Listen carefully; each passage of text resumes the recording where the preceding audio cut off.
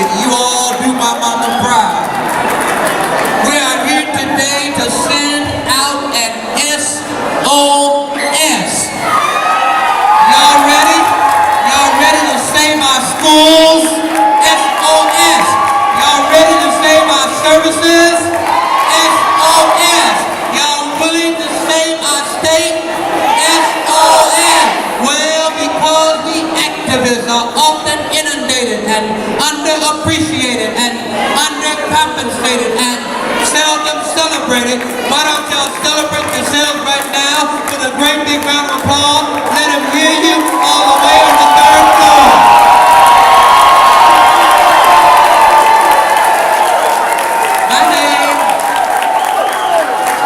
My name is William McNary, and I'm the co-director of Citizen Action Illinois.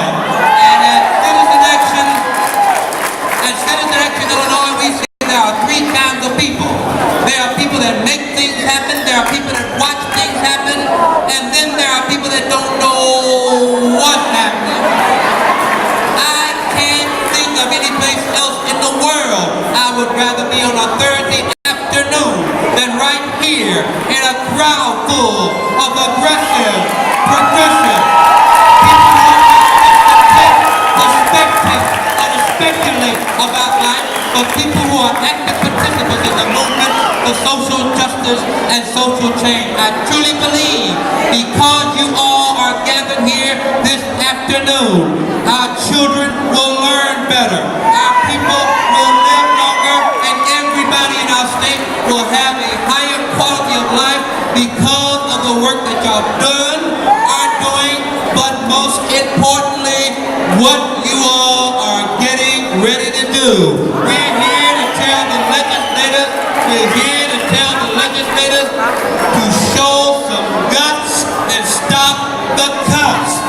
Show some guts, stop the cuts. Show some guts and stop the cuts. Show some guts and stop the cuts. We're here to make this case. We have a lot of speakers, a lot of people, a big coalition. And to show you how big tent coalition we are, we're going to start off by hearing from the Executive Vice President for SEIU Healthcare Illinois and Indiana. Welcome, April Barrett.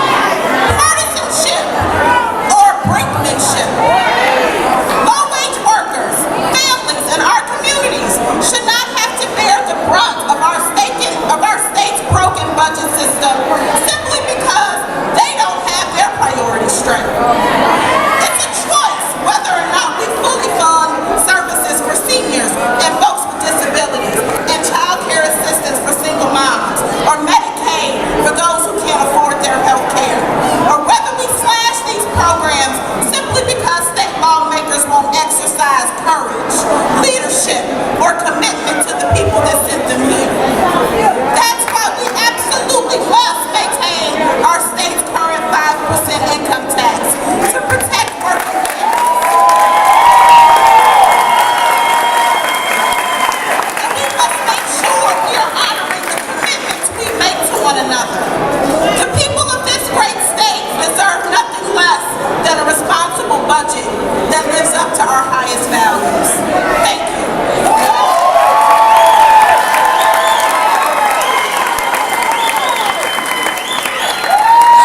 Y'all ready to save our state?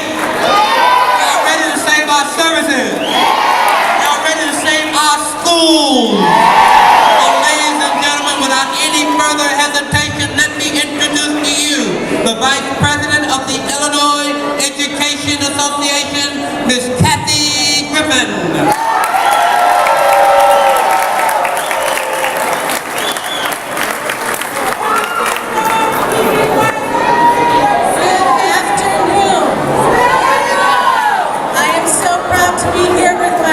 Brothers and sisters, I am proud to be the Vice President of the Illinois Education Association.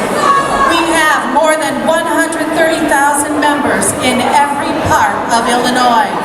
We are a diverse organization, but we have a single message today. Illinois needs revenue, so we must maintain the current income tax.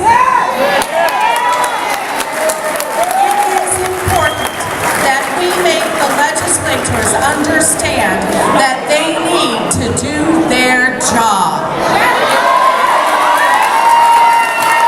It is their job to come up with the revenue that our state needs to fund our schools, provide services to children, to the sick and the elderly, the services Illinoisans benefit from every day. The way some people are talking, it makes it seem as if this is a new situation. It is not. The needs of our schools and our citizens who rely on our state are not new. Here's the new part: $5.5 billion less to address them. That's new, and it would be tragic.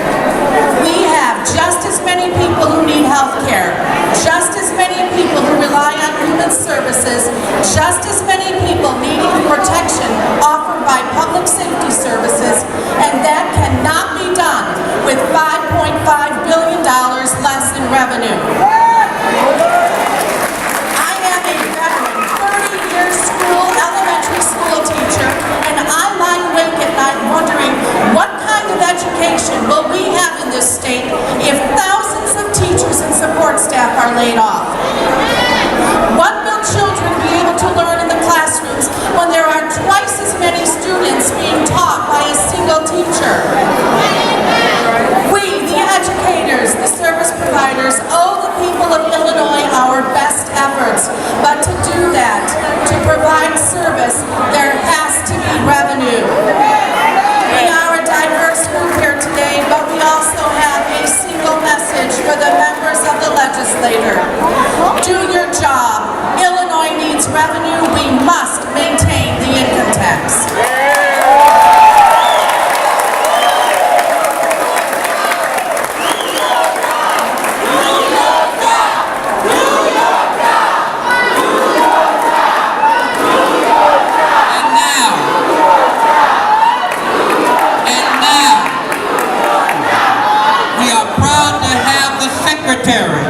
From the Department of Human Services for the state of Illinois, Ms. Michelle Sadler.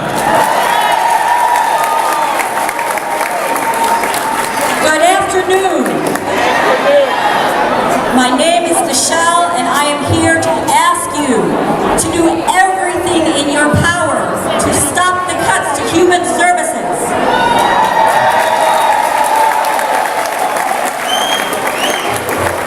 Human services,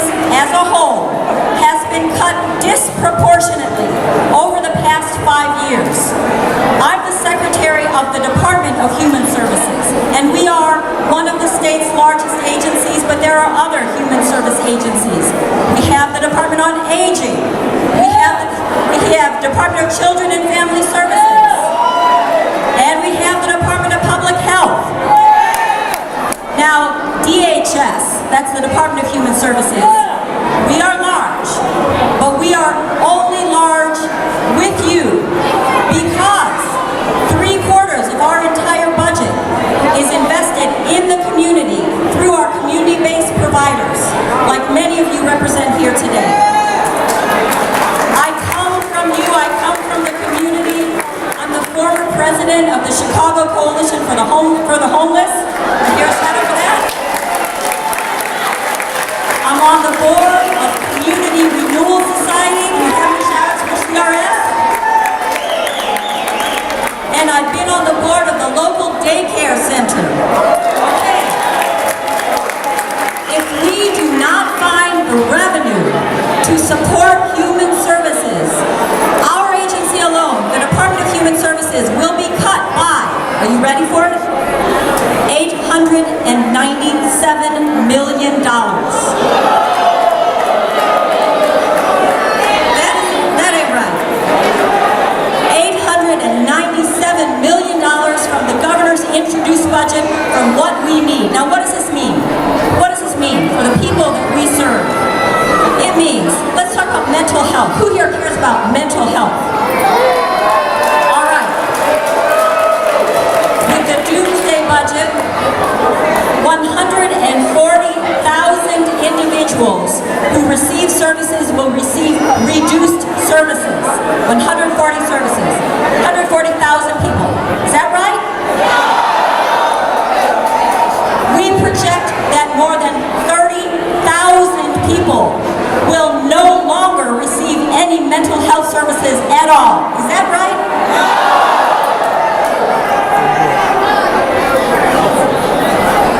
How about alcoholism and substance abuse treatment and prevention? Under the doomsday budget, if we have to face these cuts, more than 15,900 people will no longer be served with addiction treatment and prevention services. Is that right? Where are these people going to end up? They're going to end up in jails, in state hospitals, in crisis centers, in community hospitals, in homeless shelters, and on the streets. Is that right? I have a few more for you. These are just examples of how people will be impacted. Thousands, not hundreds, thousands of children will go without childcare.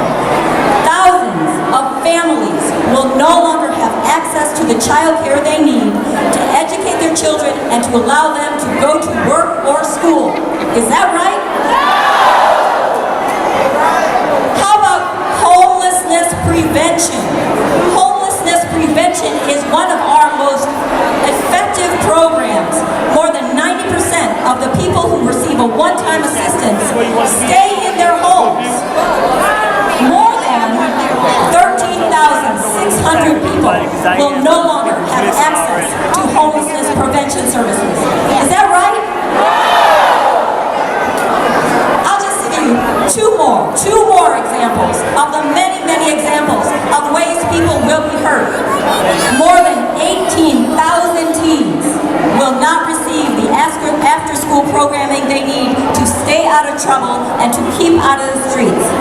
These after-school programs help our youth in school, they help them develop life skills, they help them stay out of trouble, and they give them the values we need and they need to have successful lives. 18,000 children, we want them to have after-school programs. And here's my last example. Domestic violence shelters. If we cut those, more than almost 14,000 people will not have access to domestic violence shelters. Is that right? If anyone tells you we don't believe these cuts will hurt people, don't believe it. Don't believe it. These cuts will hurt people.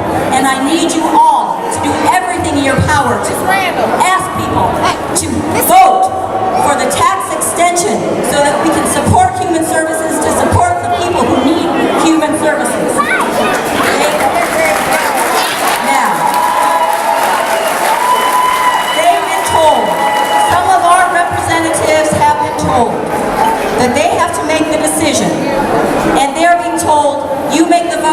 your future. But how about you make the vote, it's your conscience. All right, so I need you to do all you can. People will be hurt. I know this, I've seen it with cuts before. We've got to keep these services going. Show some guts, stop the cuts.